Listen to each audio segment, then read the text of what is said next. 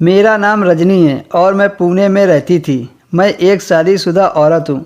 मेरे पति, जो कि सिर्फ नाम भर के पति थे, वह एक टीचर हैं। मैं बेहद सुंदर थी, इसी वजह से मेरी शादी इस घर में हो गई थी। मैं बहुत गरीब घर की लड़की थी। हालांकि शादी के बाद मुझे इस घर से बहुत सुख मिला, पर एक सुख से हमेशा वंचित रही। मैं अपने मन की पीड़ा बताती तो किससे, इसमें मेरा ही नुकसान था।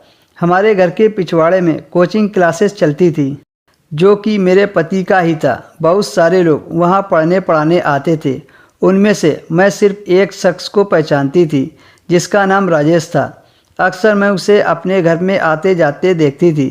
एक दिन की बात है, मैं किचन में खाना बना रही थी। तभी राजेश किचन के दरवाजे के पीछे छिपकर खड़ा मुझे देख रहा था। मुझे इस बात की भनक भी न थी। जब मेरे पति ने राजेश को आवाज़ लगाई, तब जाकर मेरी नज़र उस पर पड़ी। मैंने देखा राजेश तो किचन की तरफ से जा रहा था। मुझे कुछ हल्का सा शक हुआ। फिर दूसरे दिन जब वह ऐसा कर रहा था तो मैंने उसे देख लिया, लेकिन मैंने उससे कुछ नहीं कहा, बस अपने काम में लगी रही। उस दिन के बाद से वह जब भी मुझे देखता तो अपनी नज़रें झुका लेता। एक दिन मेरे पति घर पर नहीं थे। उनके मामा की बेटी की शादी थी और पूरे 3 दिनों के लिए कोचिंग राजेश के जिम्मेदारी पर था।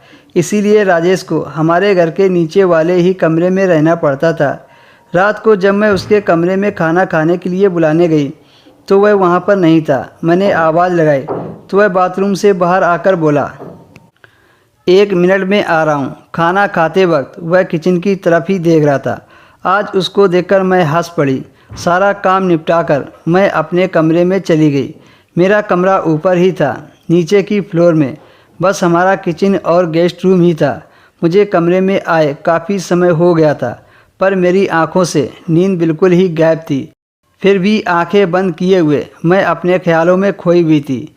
घड़ी की तरफ देखा तो 11 बज चुके थे।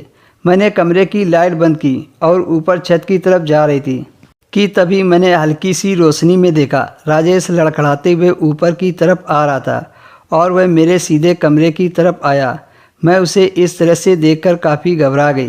राजेश मेरे कमरे में आया और कहने लगा, भाभी जी, मुझे आज नींद नहीं आ रही है, इसीलिए मैं आपके पास बातें करने के लिए आ गया हूँ। मैं भी आज सो नहीं पा रही थी। शायद मुझे भी राजेश अच्छा लगने लगा था। मैंने कहा, हाँ राजेश, आज नींद तो मुझे भी नहीं आ रही है। फिर हम दोनों ने काफ़ी देर बातें की। बातों बातों में ही उसने मेरा हाथ पकड़ लिया तो मैंने भी। दोस्तों, इसके आगे की कहानी आपको नेक्स्ट वीडियो में मिलेगी।